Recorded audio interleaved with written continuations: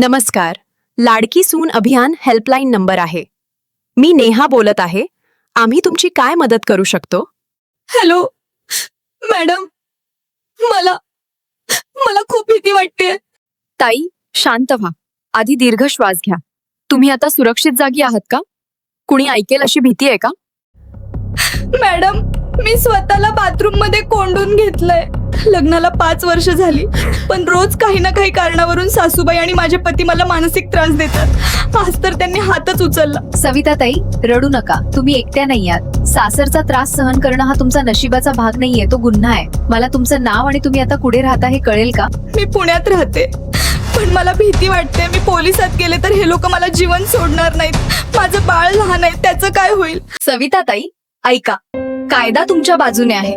कौटुंबिक हिंसाचार प्रतिबंधक कायदा तुमच्या संरक्षणासाठीच बनला आहे. तुम्ही घाबरू नका. आमची टीम तुम्हाला पूर्णपणे सहकार्य करेल.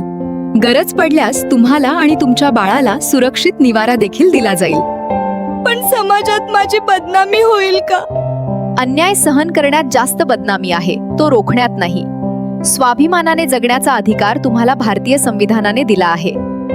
हो मॅडम, तुमच्याशी बोलून माझी हिंमत वाढली. नक्कीच, आम्ही तुमच्या सोबतच आहोत. आम्ही लगेचच तुमच्या जवळील पोलीस स्थानकात संपर्क करून तुम्हाला लगेचच पोलिसांची मदत उपलब्ध करून देत आहोत. तसेच आमचे स्थानिक शिवसेना महिला आघाडीच्या पदाधिकारी सुद्धा घटनास्थळी आपल्या मदतीसाठी पोहोचत आहेत. अन्याय सोसणे हा गुन्हा आहे. सासरचा छळ, शारीरिक किंवा मानसिक हिंसाचार होत असेल तर गप्प बसू नका. आम्हाला कळवा. लाडक्या सुनेचं रक्षण हेच शिवसेनेचं वचन.